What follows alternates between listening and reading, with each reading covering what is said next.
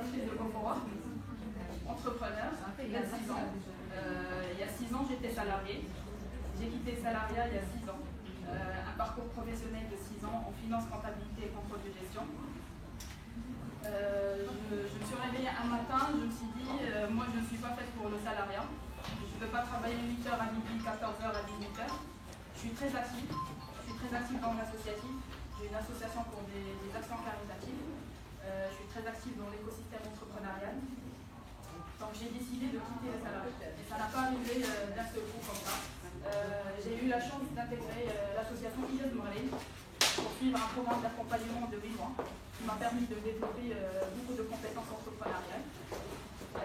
J'ai été représentée dans différents pays du Maghreb, en France.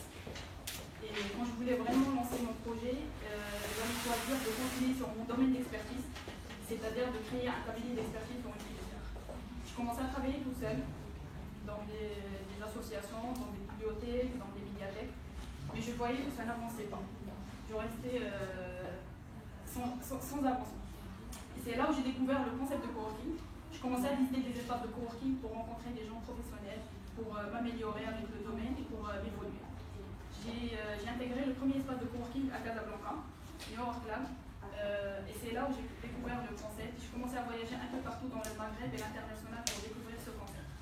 En revenant de Paris, où j'ai remporté le prix de l'entrepreneur international en participant à la 2e édition du salon de coworking, j'ai décidé de lancer mon espace. J'avais terminé le programme d'accompagnement avec Ijaz Mourali et juste après j'ai lancé mon espace. Tout cela, il paraît très joli, jeune entrepreneuse qui a 26 ans, dans son projet, mais derrière un back-office qui est avec beaucoup de difficultés. Mais c'est juste une raison pour laquelle aussi j'ai invité M. Wadi Data. On n'arrive pas à réaliser nos objectifs si on était bien, si on ne les a pas bien calculés. Moi, depuis très jeune, je disais à mes parents, à l'âge de 26 ans, je serai à la tête de ma boîte et j'aurai 6 ans d'expérience. Donc c'est un objectif qui m'a accompagnée durant toute ma jeunesse. Et en arrivant à mes 26 ans, je me suis dit, écoute, il y a un rêve depuis longtemps que tu es. Si tu n'arrives pas à le réaliser, tu as vraiment gâché toute ta vie. Et c'est là où j'ai commencé à me développer, à assister à des formations, des conférences pour développer mes compétences entrepreneuriales. Et là, je vous reçois aujourd'hui dans mon espace. Il était inauguré en 15 décembre 2017, il y a à peu près un mois et demi. On a reçu plus de 250 visiteurs, plusieurs formations, ateliers et workshops sur différentes thématiques. Aujourd'hui, j'ai la chance de recevoir une personne qui m'inspire vraiment par son parcours.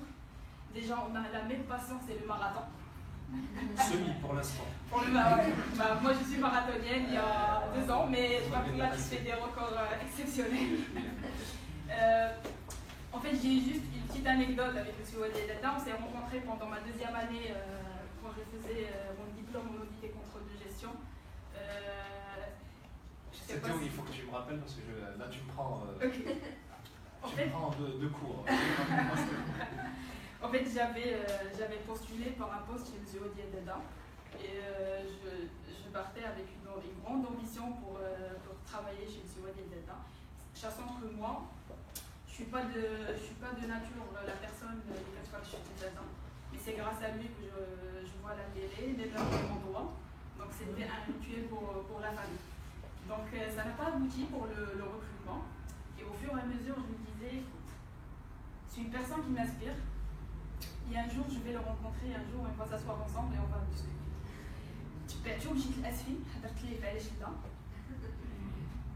Je pense qu'il y avait un événement de la Fondation Mohamed Sadis, dernièrement à l'heure,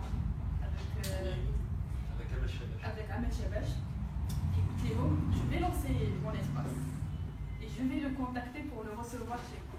Et alhamdoulilah, tout ce que je rêve, tout ce que je suis en train de réaliser, je l'ai déjà visualisé à l'avance. Donc aujourd'hui, un de mes rêves, c'est de recevoir M. Wadi Data. Il y a un rêve qui est en train de se réaliser. C'est pas grand-chose. Non, avec grand plaisir. Et là, je vous laisserai avec M. Wadi Data. Ils vont partager avec vous leur expérience et notamment parler de leur nouveau livre 7080. Merci. Mais à vous là-bas. Merci Shaiba. C'est un prénom de Sheila que j'aime beaucoup prononcer. Et moi, je ne savais pas que c'était tu étais la responsable du mois des lieux, s'appelait Sheila. C'est ma soeur qui me l'a annoncé tout à l'heure, parce que c'est tout simplement le prénom de ma petite nièce, la fille de ma soeur qui est là. Et c'est un prénom qu'on aime particulièrement. Bonsoir à toutes, je dis toutes parce qu'il y a beaucoup de femmes. Et tous. Il y a un petit air. Dès que je l'ai vu, je lui ai dit c'est ça. On ne peut pas s'en cacher.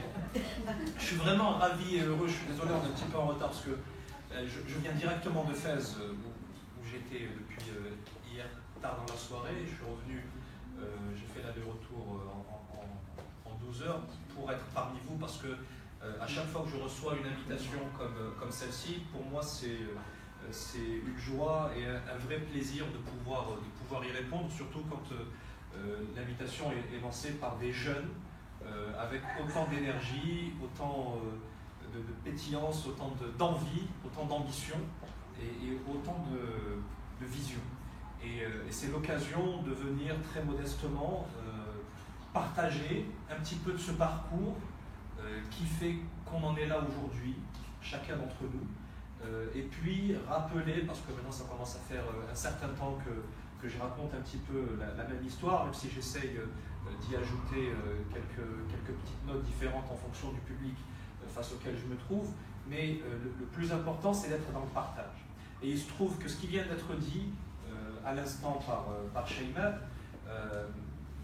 me parle énormément, doit vous parler aussi à vous beaucoup, et parle également à un jeune homme comme Youssef Zouini, et je trouve ça assez intéressant par rapport au message et par rapport aux valeurs qu'on veut diffuser, parce que ça rejoint aussi l'histoire qu'on a racontée dans ce bouquin qui s'appelle 7080 secondes, qui est sorti il y a quelques mois, et qui commence à faire son petit bout de chemin. Très rapidement, pour pouvoir vous laisser la parole et vous écouter, parce que je pense que c'est ce qui est intéressant puisqu'on est dans un espace de coworking, c'est d'être dans le partage et dans l'interaction. Moi, je vais reprendre juste 2-3 éléments que tu as évoqués. D'abord, le rêve. Et c'est vrai que le rêve, c'est un moteur qui est exceptionnel. C'est vraiment un moteur qui est sans fin, c'est un moteur qui dégage une énergie qui est considérable. À partir du moment où on l'appréhende, on le prend en considération dans ce qu'il est. Le rêve, par définition, on doit le poursuivre quasi éternellement. C'est vrai que certains vont réaliser un rêve, d'autres peut-être n'y arriveront pas ou partiellement. Mais le plus important, c'est d'être mu, d'être aspiré par ce rêve que l'on poursuit. Se permettre de rêver, c'est faire appel à son imaginaire. C'est faire fonctionner tout ce que la puissance du cerveau nous offre comme capacité de projection. C'est rompre les frontières qu'il y a autour de nous. C'est surmonter les difficultés qui peuvent apparaître au premier abord. C'est détruire les obstacles qui peuvent se poser devant vous ou qu'on peut poser devant vous. Donc, je pense que l'élément fondamental, initial, pour toute initiative, c'est le fait de se permettre d'abord de rêver. Ne pas se l'interdire. Souvent, moi je rencontre des jeunes, je les côtoie à travers des cours que je peux donner ou des rencontres où ils m'interpellent dans la rue ou autre, et je sens parfois chez certains d'entre eux cette prohibition, cette interdiction de se dire « et pourquoi pas moi ?» Mais non, mais ça c'est pas fait pour moi, c'est trop, c'est pour les gens qui ont, les gens dont les parents sont ceci, ou les gens qui ont de l'argent, ou les gens... Non, non. Rien ne nous est interdit, rien ne nous est impossible. À condition, déjà, dans un premier temps, que l'on se permette de surmonter la situation dans laquelle on est et d'aller au-delà. Et la force de l'imaginaire, elle est fondamentale. Parce que si on recourt à notre imagination pour se projeter, et tu as dit quelque chose, Shaima, de très juste, on va visualiser les choses. Non seulement on va les visualiser, mais aussi on va les ressentir. Elles vont nous faire vibrer, frémir, peur, rire. Elles vont nous mettre en joie, rien qu'à travers la force de l'imaginaire. Pensez par exemple à quelque chose pour faire l'effet inverse, quelque chose qui vous répugne, qui vous fait peur. Tout de suite, vous allez vous sentir dans cet état d'angoisse et de crainte. alors qu'il n'y a rien devant vous. Eh bien, faites l'opération inverse. Au lieu de penser aux choses qui vous font peur, aux choses que vous redoutez, aux choses pour lesquelles vous avez de la phobie, pensez à des choses qui vous mettent en joie, des choses qui vous font plaisir, des choses que vous aimeriez avoir, ou des personnes même. Et vous allez générer de la même manière cette sensation-là. Et ce qui se produit, j'ai développé une espèce de théorie sans prétention aucune, à force de raconter cette histoire et d'essayer de comprendre, parce que ce que je vous dis, forcément, moi, ça ne m'est pas tombé sur la tête du jour au lendemain. Ce que je vous dis, c'est un travail de recul qui m'a poussé à analyser, à me dire, tiens, pourquoi est-ce que le gamin que j'étais à la fin des années 80, début des années 90, j'avais 8-9 ans, et qui rêvait de présenter un jour le journal télévisé, pourquoi finalement il l'a fait? Et il l'a fait 17 ans plus tard, entre 8 et 25 ans. Qu'est-ce qui fait que finalement, ok, on arrive à réaliser ses rêves, puisque je l'ai fait. Donc tout le monde peut le faire. J'ai rien d'extraordinaire. Je ne viens ni d'une origine avantagée ou issue de telle ou telle autre sphère de la société. D'accord? Je ne viens, j'ai pas des facilités particulières, une intelligence particulière, rien, non. Mais, c'est bizarre de s'entendre. Mais, je l'ai fait. Qu'est-ce qui fait qu'on le fait? Ben, tout simplement, et ça a été dit encore par Shaiman, c'est que quand on visualise l'objectif que l'on se fixe, quand on y croit au fond de soi, quand on met en marche tous les efforts, toute la dynamique, toute la volonté nécessaire pour y arriver, on y arrive. Tôt ou tard. Il n'y a pas de règle en la matière. Pour certains, ça prendra 2 ans, pour d'autres 20 ans, pour d'autres 30 ans, pour d'autres 40 ans, pour d'autres 10 ans, pour d'autres 6 mois, quel que soit. Peu importe. L'essentiel, c'est d'être dans cette dynamique-là. L'essentiel, c'est de visualiser les choses. L'essentiel, c'est de pouvoir se projeter et de tendre vers ce que l'on souhaite. Et qu'est-ce qui se produit? C'est ça un petit peu la théorie. D'ailleurs, j'y réfléchis tellement que j'ai envie de poser ça sur le papier et de partager. J'ai déjà en tête le titre, à quoi ça ressemblera, le bouquin, qu'est-ce qu'il y aura dedans. Qu'est-ce que je me dis? Et je suis en train de faire des recherches pour vérifier est-ce que physiquement ça existe ou pas. J'ai déjà trouvé des pistes et effectivement ça existe. Je vais vous expliquer de quoi je parle. Moi je pars du principe, ma théorie en la matière, c'est que à travers le rêve que l'on nourrit, la projection que l'on génère, la visualisation, qu'est-ce qui se passe? Quand on respire le rêve que l'on poursuit, on se met intérieurement à vibrer au rythme du rêve que l'on poursuit. Nos cellules, au fond de nous, se mettent à vibrer à une certaine fréquence. Cette fréquence de vibration, et j'ai fait 2-3 recherches, est-ce que les cellules vibrent? J'ai pas encore eu le temps vraiment d'approfondir, mais effectivement, il y a des recherches, il y a des articles qui sont écrits sur la vibration des cellules. Je ne pourrais pas vous en dire plus, il faudrait que je continue mon travail entre guillemets de scientifique. Mais les cellules vibrent. Ne serait-ce que, je vous donne un exemple basique, quand vous mettez de la musique. Là, ce matin, tout à l'heure, je venais sur la route, sur l'autoroute, j'ai mis la musique à fond, je sens mon cœur vibrer quand j'écoute du rock, même de la musique classique. Il se passe quelque chose. Puisqu'on est fait, en plus, comme on est fait à 90% d'eau, vous mettez un verre d'eau, vous mettez de la musique classique, vous allez voir le verre d'eau qui vibre. Donc nous, on est composé de cela. Donc forcément, il y a quelque chose qui se passe à l'intérieur. Sauf que cette vibration qui est impactée par l'extérieur, là, elle va être générée de l'intérieur. C'est-à-dire que c'est vous qui, à travers le rêve que vous poursuivez, allez faire vibrer vos cellules. Qu'est-ce qui se passe et qui fait que, tiens, comme par hasard, on va rencontrer les bonnes situations, on va rencontrer les bonnes personnes? Bien, tout simplement, moi j'ai le sentiment, ça c'est empirique, mais pour l'avoir vérifié, et parfois je fais même l'expérience, je me dis, tiens, je vais vérifier est-ce que ça marche. Je vais me fixer un objectif, peu importe, un objectif, quelque chose à laquelle je ne pensais pas, quelque chose à laquelle je ne pensais pas, et je me dis, tiens, je vais me mettre dans le même process, je vais me le fixer, générer cette vibration et vouloir l'atteindre. Et bien ça marche. Ce qui fait que cette vibration que l'on a à l'intérieur de nous, il va y avoir un double phénomène. Il va d'abord y avoir le fait qu'on va être guidé vers les personnes qui vibrent à des fréquences similaires ou équivalentes aux nôtres, et donc qui vont permettre de nous accompagner pour atteindre l'objectif. Ça, c'est le premier truc. Tout basique. Je rêve d'être journaliste, je m'inscris à la faculté de droit à Avignon, je passe systématiquement devant un immeuble, un vieil immeuble d'Avignon, rue de la République, 18 rue de la République. Ok ? Je passe, et là un jour je me dis, il faut que je pousse la porte et que je monte. Il y a quoi là-dedans? Bien sûr, je voyais la pancarte, il y a La Provence, c'est un journal régional. Et ben, je rentre, on m'accepte, et je fais mes plus belles années, et c'est là où j'apprends le journalisme sur le terrain. Sans avoir fait La Provence, je n'aurais pas pu devenir journaliste, et encore moins présentateur. Typiquement, le genre, et je rencontre des gens absolument fabuleux, avec qui je parle encore aujourd'hui, qui ont été déterminants. Alain Magnassi, mon rédacteur en chef, Bruno Hureau, que j'ai eu au téléphone pas plus tard que la semaine dernière, qui était le responsable des faits divers, etc., etc. Donc, il y a des rencontres comme ça. Donc ça, c'est le fait que vous génériez cette vibration à travers le rêve que vous nourrissez, va vous orienter vers les personnes et les situations qui vibrent au même rythme que vous. Ça, c'est le premier élément. Le deuxième élément, quand on arrive à générer une vibration très forte et à croire profondément dans ce que l'on veut faire, qu'est-ce qui se produit? Eh bien, puisqu'on est sur... La vibration, c'est quoi? C'est une fréquence, donc c'est un rythme.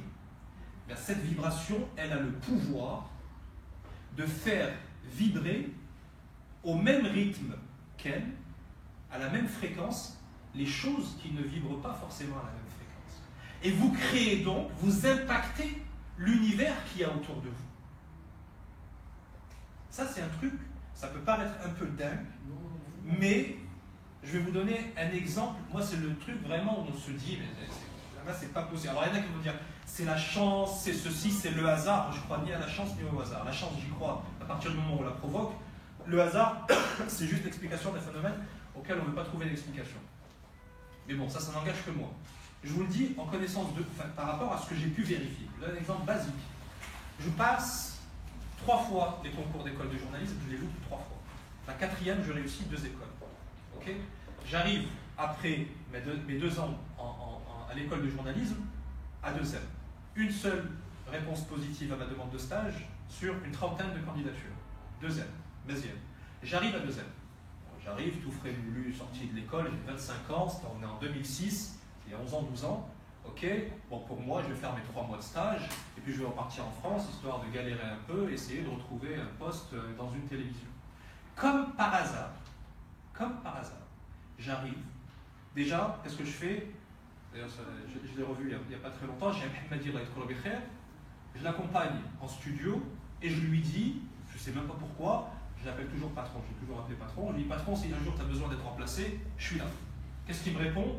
Écoute, tu sais ce que tu vas faire, tu vas voir la directrice, tu lui demandes de faire des essais et tu verras ce que ça donne. Je monte voir la directrice au culot le lendemain, elle me dit écoute, on est en été, vas-y, les studios sont dispo, fais tes essais.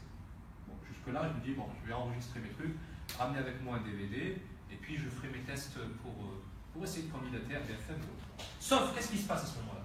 L'une des présentatrices, comme par hasard, décide de prendre une année sabbatique.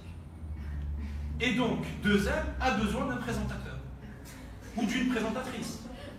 Moi, je vous jure, à l'époque, je suis à 10 000 lieues, même si je rêve de faire ça, etc., je suis à 10 000 lieues de considérer qu'ils vont pouvoir donner sa chance à un mec qui arrive de France, qui ne connaît aucune réalité du Maroc, même si je suis marocain, mais je venais ici que l'été, je ne connais même pas Casa, c'est la première fois que je venais à Casa. Un gars qui n'a aucune expérience, j'ai fait 1 an à Télé Grenoble, une chaîne locale, j'ai fait de la radio, j'ai fait de la presse écrite pendant 4-5 ans, etc. Ok, mais pas de télévision.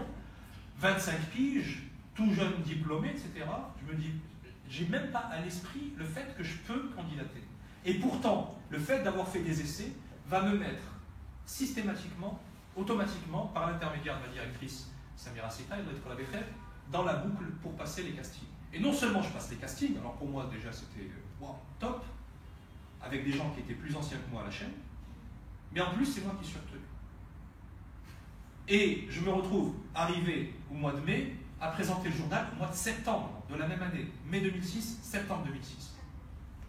4-5 mois. après mon arrivée. Donc, quand vous voyez ce phénomène-là, Diane, le départ de Fedouah Hassani, le machin, le fait d'avoir loupé 3 fois les concours d'école de journalisme, à la 4e c'est la bonne, une seule candidature à la 4e, c'est bien, attendez. Je veux dire, j'aurais joué au loto depuis mon enfant, j'aurais remporté le gros lot beaucoup plus facilement que de décrocher le poste de présentateur. Parce que à 8 ans, quand vous dites à votre entourage, plus ou moins proche, que moi, je veux comme métier présenter le journal télévisé, comme le fait Patrick Poivre d'Arvor, que je regardais sur TF1, et ils sont là, ils vous disent, joue au loto, tu auras plus de chances que de décrocher ton poste ou de réaliser ton rêve. Et donc, voilà, et finalement, ben, c'est ce qui permet ensuite d'avancer. C'est vraiment ce qui permet d'avancer, visualiser les choses. J'ai visualisé le premier bouquin que je voulais faire, je l'avais dans ma tête. Dans ma tête. Il est sorti, ça a fonctionné. Et pourtant, ça peut paraître prétentieux comme ça. Il aurait pu ne pas fonctionner, je m'en fous, au moins je l'aurais fait. Mais le nombre de personnes qui m'ont dit, mais pourquoi tu fais ça, mais ça sert à rien, mais t'es fou, mais n'importe quoi, etc. Un truc de dingue. Et moi, plus on me dit ça, plus, là, pareil, c'est cette force que vous générez en vous, et cette vibration qui vous permet de surmonter et d'éloigner les mauvaises ondes également. D'accord? Je l'ai vu, mon bouquin, dans ma tête. Dans ma tête. J'avais rien, je vous jure. J'avais à peine mes textes qui étaient éparpillés entre mes mails, mes tiroirs, machin, etc. J'avais ni distributeur, ni éditeur, ni rien. Mais je savais que j'allais le faire. Et puis, comme par hasard, je discute avec mon professeur d'arabe qui me présente mon éditeur. Mon professeur d'arabe aussi qui me présente l'artiste qui fait la conception. Un jour, par hasard, je fais défiler mon répertoire et je me souviens que j'ai le numéro du patron de Carrefour La Belle Vie, dont le frère est le patron de Virgile. Je l'appelle au culot. Et là, c'est les vibrations. Elle me dit, Wadi, tout de suite, aucun problème. Je vais voir son frère. Il me dit, on te distribue. Pourquoi? Parce que. Ah oui, et ça fonctionne. Par contre, ça c'est très important. Ça ne fonctionne que pour les choses positives. Niya salih. D'accord? Pour les choses négatives, ça fonctionne. Je préfère vous dire ça ne fonctionne pas, j'ai jamais essayé. Exactement. Mais je pars du principe que ça ne fonctionne pas. Que j'ai pas de temps à perdre pour les choses négatives. Dernier élément en date, pareil, pour ne pas être trop long. Tu parlais de course tout à l'heure, pareil. J'ai couru SFI c'était le 7 janvier. Je savais, même si je ne m'étais pas très bien préparé, j'avais ma course dans ma tête. Et j'ai dit à mes proches, pour ne pas paraître prétentieux auprès des autres, la course, je l'ai, je la tiens. Et je savais pertinemment que si je faisais les 10 bornes, les 10 premiers kilomètres, c'était parti.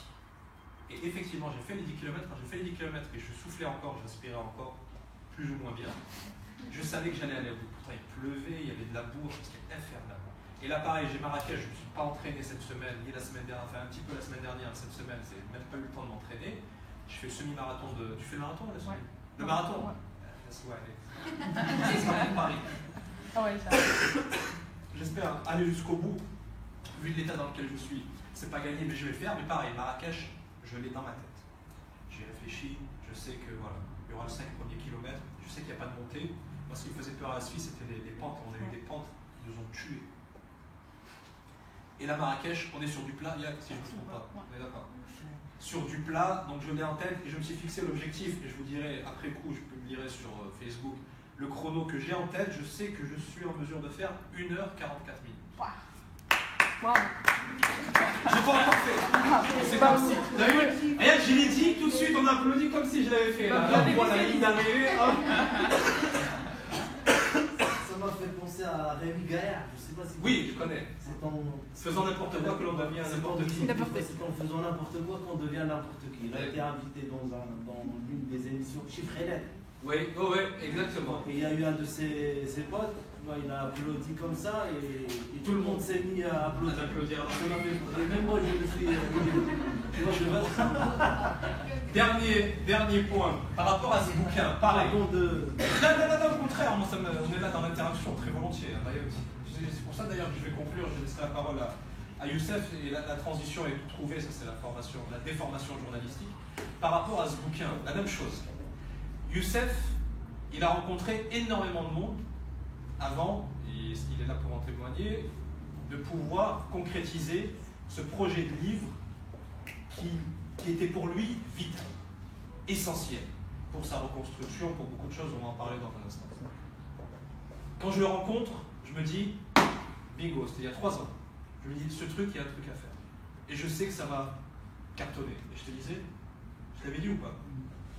Je lui dis, Youssef, l'histoire, elle se tient, t'inquiète, ça va marcher. On a mis 3 ans, galère, machin, aller, retour, etc. Dimanche dernier, TF1, Ouais. 7 à 8, 13 minutes, je crois, ou une dizaine de minutes, Youssef Zouini, interviewé par Thierry de Mézières, à 19h30 sur TF1, 4,5 millions de téléspectateurs. Smicho Khona, le présentateur, Harry Rosenmack, qui clôt l'interview de Youssef Zouini en disant Youssef Zouini raconte son histoire dans 7080 secondes aux éditions Approche, et on voit, et tout le monde m'a dit qu'on n'a jamais vu le livre en aussi gros à l'antenne sur TF1. Et ils ont fait un record d'audience ce jour-là. Vous regardez sur internet, 4,3 millions, j'aimerais bien que ce soit autant de ventes, 4,3 millions de téléspectateurs, c'est un des records, pour 7 à 8. Si, quand on s'était mis à écrire il y a 3 ans, on avait dit à quelqu'un qu'on va faire un bouquin où on va raconter l'histoire de Youssef Zouini et on va passer sur TF1 et on va faire 4,5 millions de téléspectateurs un dimanche soir dans l'une des émissions phares, 7 à 8, on va me dire, mais tu te prends pour qui? D'accord? Tu te prends pour qui?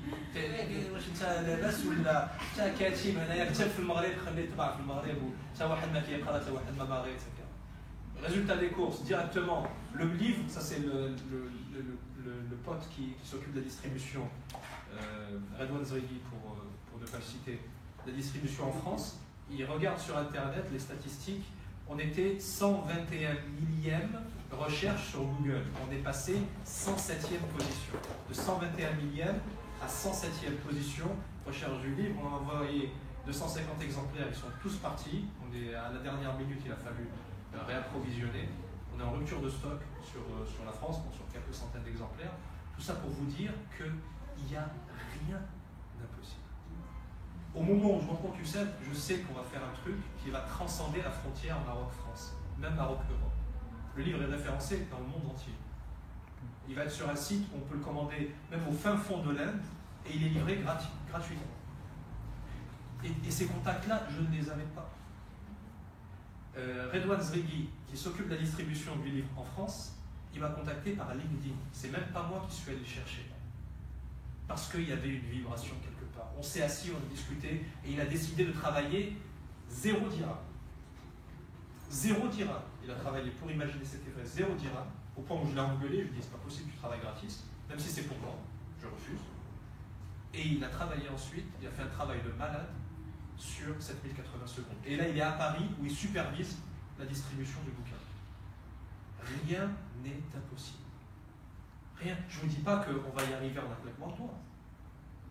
Mais, par principe, rien n'est impossible. Je vous remercie. Je vais me mettre dans la peau du journaliste, il y a qu'à... Et parce qu'on a l'habitude, Youssef et moi, de présenter le bouquin, on a fait quelques présentations, et c'est moi qui l'interviewe par rapport à l'histoire qu'on raconte. Donc dans ce bouquin, 7080 secondes, on raconte l'histoire, c'est écrit ici d'ailleurs d'après une histoire vraie, l'histoire de Youssef Zouini, jeune franco-marocain qui habite Nantes, et donc tu vis dans un quartier, justement puisqu'on parlait beaucoup de rêves, toi à l'époque, on est en 2004, tu vis dans un quartier de Nantes, comment se passe ta vie, de quoi tu as envie, de quoi tu rêves, comment tu vois les choses à ce moment-là? Alors je faisais des études, bonsoir à tous déjà. Alors je faisais des études de vente, donc je comptais créer ma propre marque de vêtements en m'associant à ma soeur qui est styliste. Et finalement, finalement, le parcours que j'ai eu m'a amené vers d'autres directions. Alors justement, le quartier, pour les mettre dans le bain, d'ailleurs tu peux te lever à ton tour, moi je vais rester assis. C'est quoi l'ambiance dans le quartier Malakoff? Donc c'est le quartier de Nantes où tu as grandi. Alors le quartier Malakoff, c'est un quartier très sensible de la ville de Nantes, un quartier qui est essentiellement une plaque tournante du trafic de drogue dans tout le Grand Ouest. Et donc j'ai grandi dans cette atmosphère où entouré beaucoup de voyous, de dealers, de trafiquants, pour certains fichés au grand banditisme. Et puis voilà, donc je suis né dans cette atmosphère-là de quartier. Et bien qu'il y ait du côté positif et des côtés négatifs du quartier, il y a vraiment. Je suis content d'être passé par cette vie-là parce que. Il a peut-être fallu que je voie certaines choses dans ma vie pour que je puisse comprendre d'autres choses et puis que je puisse justement grandir et évoluer dans la vie. On est la nuit d'Halloween de 2004. Qu'est-ce qui se passe ce soir-là et quel est cet événement déterminant qui va complètement bousculer ton existence? Alors en fait, c'est le soir d'Halloween, donc c'est une fête qui est très célébrée en France. Donc, aux USA. Comment? D'abord aux USA. Voilà, aux USA, mais qui a été importé. Voilà, qui a été importé en France et qui est célébré beaucoup plus pour les jeunes en France. Et je ne participais pas directement à cet événement, mais alors c'était ce soir d'Halloween où je croise un jeune du quartier qui est avec un masque d'Halloween, avec un masque de scream, avec la langue qui pend sur le côté. Et j'ai tout de suite dit au petit jeune, tiens, passe-moi ton masque, j'ai envie de m'amuser avec. Et donc du coup j'ai pris son masque, je me suis amusé avec, et finalement j'ai donné ce masque à un autre jeune qui me le réclamait. Il m'a dit, ah, il est bien ton masque, s'il te plaît, prête-le-moi. Je lui ai prêté, et 3-4 heures plus tard, il y a eu un braquage avec ce masque-là. Et je me suis confronté, on m'a confronté face à ce masque-là quelques mois plus tard, et j'ai reconnu être le propriétaire de ce masque sans savoir ce qui s'était passé avec. Et de là, on est parti dans. Raconte-nous un petit peu justement ce braquage. Donc il se passe cette nuit-là, et d'ailleurs les braqueurs choisissent cette nuit parce que le lendemain c'est férié. Donc ils savent que ça va être tranquille, ils vont pouvoir opérer tant qu'ils veulent. Donc il y a 3 gars qui débarquent dans un supermarché, comment ça se passe? Donc, il y a eu 3 personnes qui ont séquestré 17 personnes.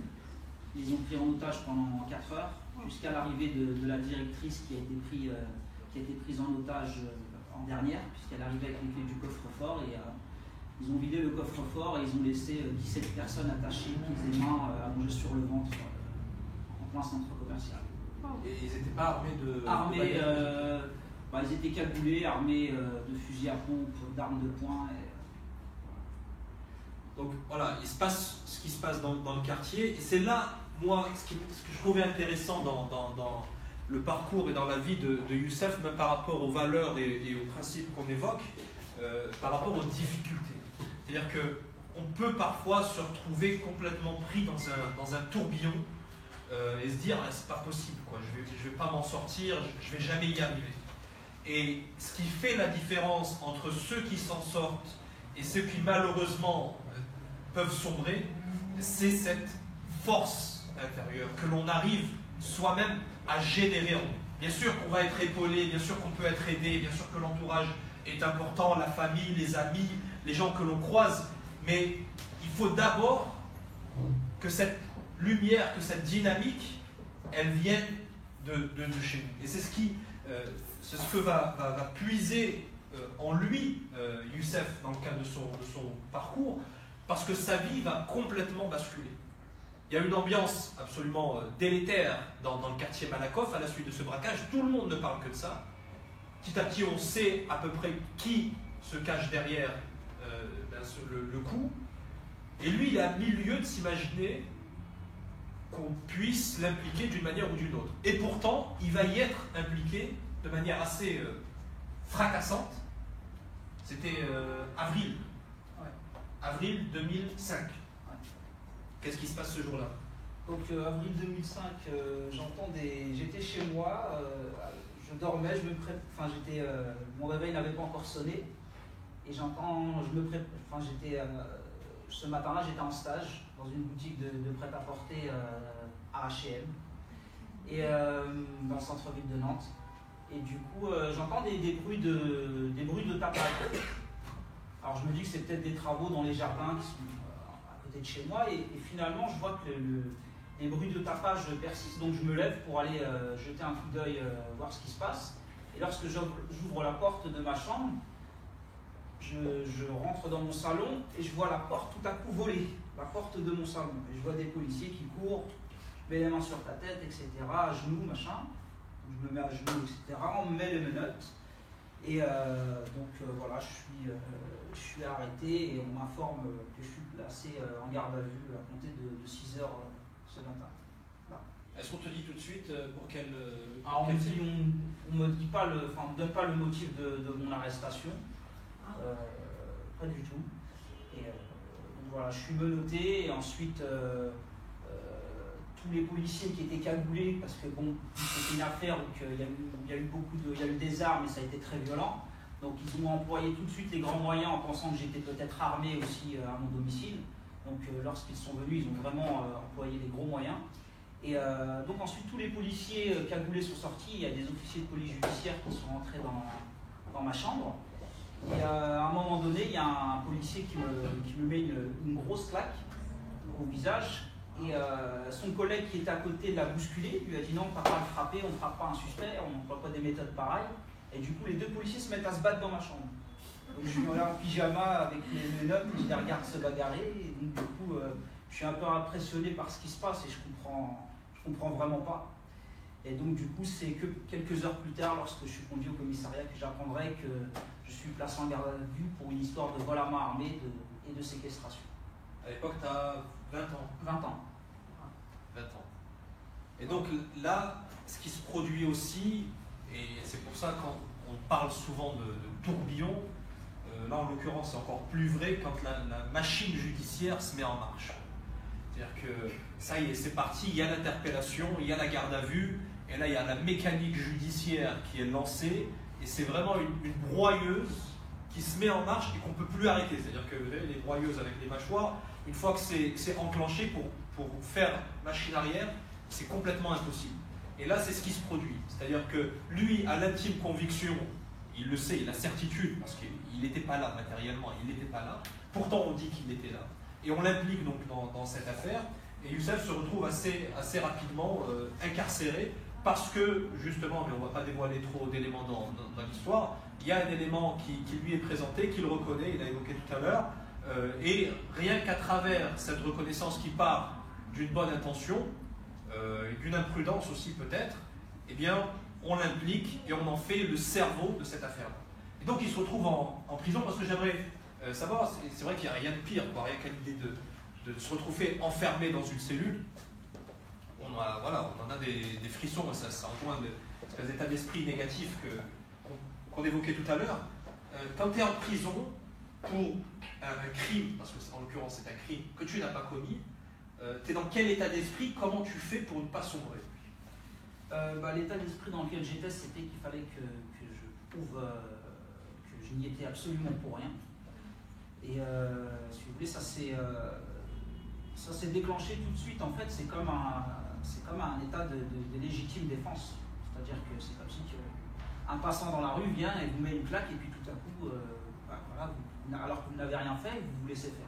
Donc je veux dire, c'était plus un instinct de vie qu'autre chose, et j'étais obligé de répondre avec mes petits moyens, parce que j'étais enfermé dans une cellule. Donc je passais mon temps à écrire au juge d'instruction, un petit peu à tout le monde, pendant à peu près presque 500 courriers.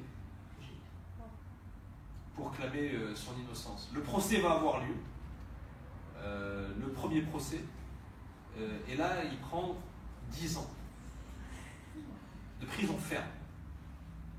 Imaginez 10 ans pour un crime, vous savez, il faut se mettre dans la tête, quoi. Moi j'ai fait l'exercice, c'est pour ça que j'en parle comme si, enfin c'est pas comme si, c'est que je le sens, c'est moi qui ai été condamné, parce que je me suis mis vraiment dans la peau de Youssef pour essayer de restituer le plus fidèlement possible le témoignage et le parcours qui est le sien. 10 ans de prison, vous savez que vous n'y étiez pas, vous n'avez rien fait, et pourtant on vous colle 10 piges. C'est la deuxième peine la plus lourde. Sur les 4 qui étaient poursuivis, vous étiez 4, et il y a eu celui qu'on appelle Steven qui a pris 15 ans, 10 ans pour Youssef, 6 ans pour le 3e et le 4e qui était acquitté. À ce moment-là, quand tu prends ce coup de massue dans la tête, parce que tu as nourri l'espoir, même si tu étais en prison, qu'à un moment, bon, ils se rendent à l'évidence et ils s'aperçoivent que tu n'y étais pas et qu'ils se trompent. Et pourtant, d'ailleurs, même pendant le procès, tu montres. D'ailleurs, il se débrouille tellement bien, ça qui est fou aussi, et c'est là où tout le côté vicieux de la machine judiciaire. C'est-à-dire qu'il se défend tellement bien, malgré l'avocat commis d'office, vous verrez dans l'histoire, il n'aime pas vraiment, il se défend tellement bien pendant le procès qu'on lui reproche d'être trop intelligent et d'arriver à maquiller son implication et d'être vraiment tellement intelligent qu'il a réussi à détourner l'attention des experts, à retourner la situation à son avantage. Donc même ce qui est censé militer en sa faveur devient une arme que l'on retourne contre lui. Quand tu entends cette peine de 10 ans, d'ailleurs il y avait des signes pendant le procès, au moment où tu retournes en geôle sur ce chiffre 10. Raconte-nous un petit peu et puis tu nous diras aussi quel a été ton ressenti quand tu as entendu ces 10 piges. Alors en fait j'étais placé toute la semaine, parce que le procès a duré une semaine, j'ai été placé dans la cellule numéro 10. Donc quand je voyais ce chiffre-là, je sentais qu'il y avait quelque chose, j'avais un mauvais pressentiment. Et finalement, je suis condamné à 10 ans, à 1h10 du matin, puisque dans la salle d'audience, il y a l'horloge en rouge vif qui indique l'heure. Et donc ça a été, j'étais complètement sonné, mais en même temps, j'y croyais pas. Je pensais même à une caméra cachée à un moment donné. J'ai même rigolé avec les surveillants en rentrant dans ma cellule quelques heures après. Et c'est important parce que tout à l'heure, Wadir parlait de rêve. Et ben justement, j'avais ce rêve, moi, d'intégrer une école qui est le Cours Florent, qui est une très grande école, la plus grande école de cinéma en Europe. Et donc j'avais, au-delà de cette volonté de prouver mon innocence, j'avais tellement envie d'intégrer cette école parce que j'avais entendu parler de cette école au fond du trou, en prison, donc j'en ai vraiment rêvé, encore plus que n'importe qui, puisque moi, je n'avais jamais fait de théâtre avant. J'avais découvert l'atelier théâtre en prison, à travers un atelier, juste pour sortir de ma cellule, pas pour en faire, j'étais parti juste pour profiter et sortir un maximum de ma cellule. Donc je m'inscrivais à un maximum d'activités, dont je m'inscris à l'activité théâtre. Donc il y a un coup de foudre qui est né au premier cours. Et du coup, quand j'ai entendu cette condamnation à 10 ans, j'étais en train de penser à l'effet inverse, parce que j'étais en train de me dire, bon, tout ce que je suis en train de vivre, c'est pas mérité. Je suis en train de me dire, bon, ils m'ont mis 10 ans, c'était le 17 juin. C'était quelques jours avant la fête de la musique, quelques jours avant l'été. Donc je me dis, alors ils m'ont mis 10 ans, et ils sont tous partis se coucher, dormir, comme si de rien n'était, comme si de rien ne s'était passé. Je dis, bah alors là, ça ne va pas se passer comme ça. Et donc, du coup, j'ai retroussé mes manches et j'étais en train de me battre à réécrire, à faire appel de la décision et toujours avec cette volonté, avec en tête cette école que je ne perdais pas de vue, à laquelle je pensais tous les jours quand je clamais mon innocence, parce que je ne voulais même plus sortir de prison. La seule chose que je voulais, c'était aller dans cette école. Donc voilà, je me suis battu pour prouver mon innocence, et quand je suis sorti de toute cette histoire, je suis parti passer le concours d'entrée dans cette école que j'ai finalement réussi. Avant de conclure et vous céder la parole, moi j'aimerais juste que tu me dises, et c'est là, vous voyez encore une fois, c'est ce qu'on peut appeler des coïncidences, qui sont en fait des situations provoquées par rapport à cette vibration, à cette énergie qu'on dégage. Découvre par hasard, avec de grands guillemets, le théâtre, et quand il fait du théâtre en prison, il ne connaît pas encore l'existence des cours Florent. C'est après coup qu'il découvre l'existence des cours Florent. Où est-ce que tu découvres l'existence de cette école du cours Florent? Dans quelle situation et qui est-ce qui t'en parle? Alors en fait, quand j'étais condamné à 10 ans de prison, j'étais au quartier d'isolement. J'étais vraiment complètement isolé de tous les autres détenus. On devait être 6 ou 7 détenus à l'isolement. Et donc ce sont des cellules qui sont à part du reste de la prison. D'accord ? Donc déjà, vous êtes en prison, vous êtes bien isolé du monde. Mais là, vous êtes dans l'isolement du monde, mais isolé dans l'isolement. Alors tous les vendredis, pour faire ma petite sadaka à moi, je faisais un gâteau. Avec les moyens que j'avais, que je faisais la cuire recette est dans poêle. le livre, pour ceux que ça intéresse. Alors, je faisais cuire mon gâteau dans une poêle et j'appelais le surveillant d'étage et je donnais une part à tous ceux qui étaient à l'isolement. Donc mon voisin de cellule de droite prenait sa part, mon voisin de cellule de gauche prenait sa part aussi, et il me remerciait à la fenêtre parce qu'à l'isolement on ne peut pas se voir mais on peut se parler aux fenêtres. Et donc c'est là que mon voisin de cellule qui est à ma droite, j'apprends que c'est un avocat qui est en prison. Donc j'étais un peu surpris. Et à ma gauche, c'était un policier qui avait tué son collègue en jouant à la roulette russe. Le jeu de backgammon. Et finalement, voilà, donc ils prennent leur part de gâteau, ils me remercient. Attends, le flic, le flic, il faut le raconter. Voilà. Le flic, parce qu'il avait frayé la chronique. Le flic, il se retrouve en prison. Il était condamné il a pris 7 ans pour mort d'homme. 7 ans, lui a pris 10 ans. Pour un braquage, il n'y a pas eu de mort. Il y a eu 17. En plus, le pire de tout ça, on dit qu'il n'y a pas eu de mort comme s'il avait participé. Mais il n'a même pas participé, il a pris 10 ans. Et le flic qui se retrouve avec lui à l'isolement, c'est quand même un truc de malade. Ils assuraient la sécurité d'un match, pendant un match qu'il y avait Nantes-PSG, c'est ça. Et puis, ils ont un peu trop fêté la victoire du FC Nantes, qui est une grande équipe dans le championnat français. Et ils se retrouvent au commissariat et ils jouent à la roulette russe. Vous savez ce que c'est la roulette russe ? Donc ils ont leur pistolet, ils mettent une seule cartouche et ils font tourner le barillet. Donc le barillet, c'est l'endroit où on loge, la chambre où on loge les cartouches. Et on dit on parie que c'est pas tombé sur le lieu où il y a la cartouche. Et il fait ça avec son collègue et boum. Et donc il y avait la cartouche. Il est condamné à 7 ans de prison et donc il se retrouve. Et imaginez un innocent à l'isolement, avec à sa droite un avocat qui est condamné par la justice, et à sa gauche un policier. Donc il est entouré de gens qui sont censés représenter. C'est là où on voit des choses qui sont absolument hallucinantes. Quoi. Et donc du coup, l'avocat qui est à côté de moi me dit, écoute, j'ai été condamné à cause d'un autre confrère, d'un autre avocat, mais malgré que j'ai été condamné à cause de lui, je vais te le recommander parce que c'est quelqu'un qui fait extrêmement bien son travail. Et tu pourras même le saluer de ma part quand il viendra te voir. Donc il me donne son nom par l'intermédiaire du surveillant d'étage. Donc j'écris à cet avocat-là. Il vient me voir et c'est lui qui me fait innocenter de toute cette histoire. Et c'est cet avocat-là qui me parle pour la première fois du cours Florent. Donc celui qui est en prison, non seulement il parle du cours Florent, qu'il va intégrer à sa sortie de prison une fois qu'il est innocenté, et c'est lui qui lui donne le numéro de l'avocat qui va ensuite l'innocenter pendant le procès. En fait, le travail a été facilité parce que, au final, après 4 ans de galère, la justice française décide et accepte d'ouvrir les yeux sur cette histoire et de se rendre compte qu'à l'intérieur du dossier, depuis le début de l'année 2005, il y avait l'élément qui permettait de prouver que Youssef Zouili ne pouvait pas être sur les lieux du braquage ce jour-là. Voilà.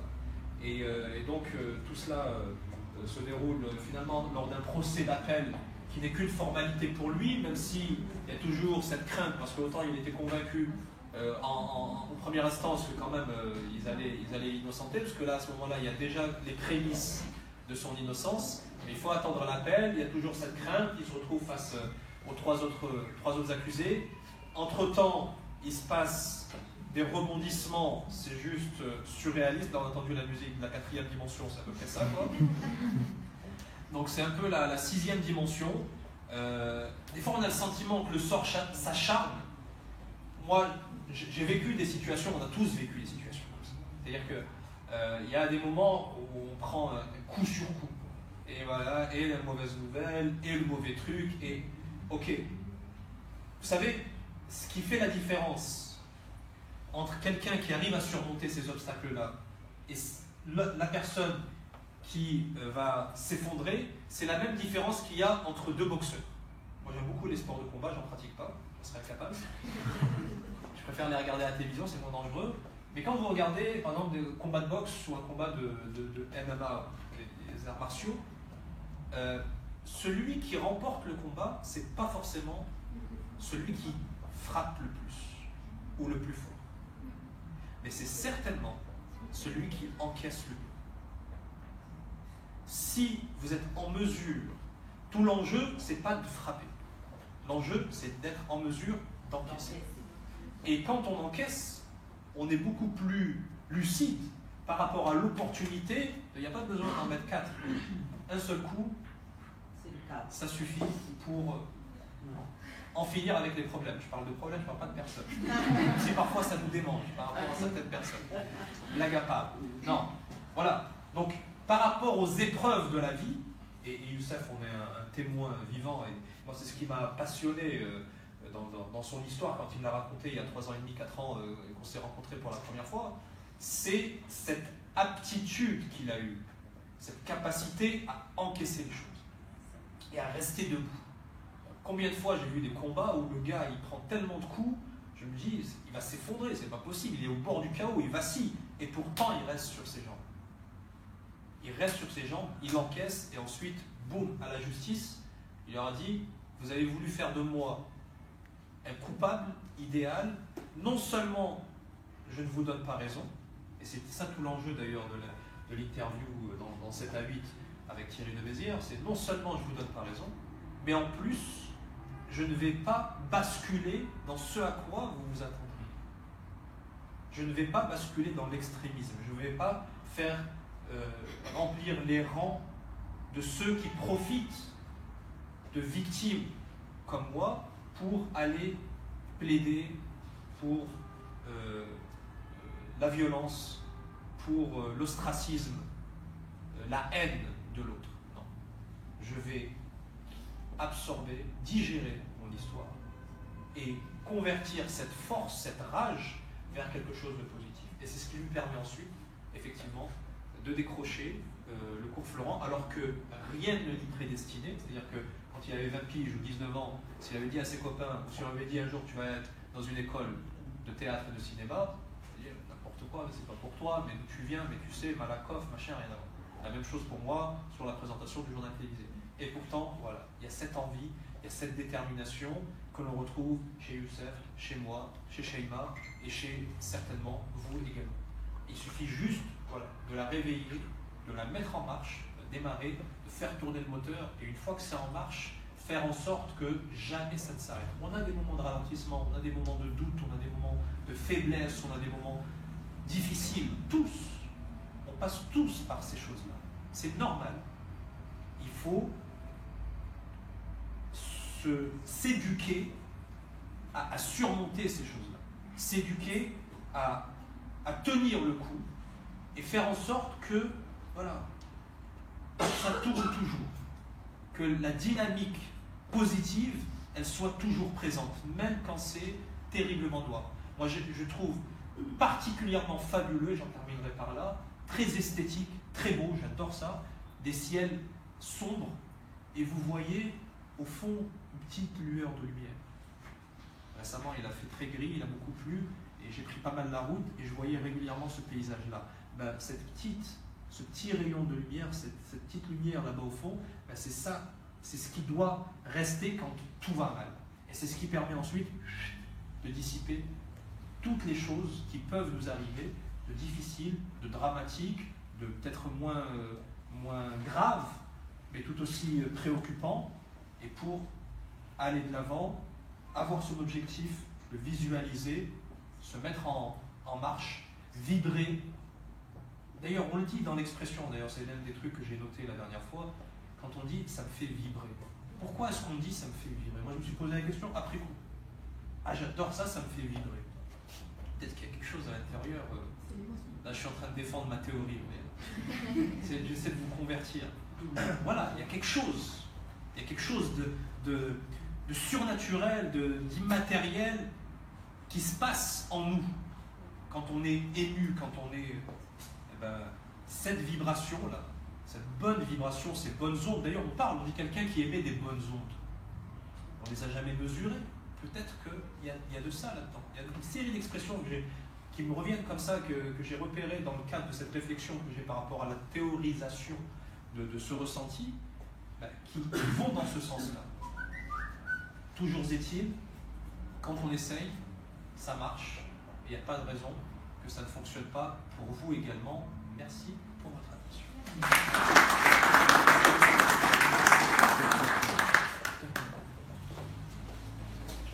Merci beaucoup pour votre partage. Je ne sais pas s'il y a des questions par rapport aux personnes qui sont présentes. Je me plais souvent à dire que le plus difficile, c'est la première question. Donc on va passer directement à la deuxième.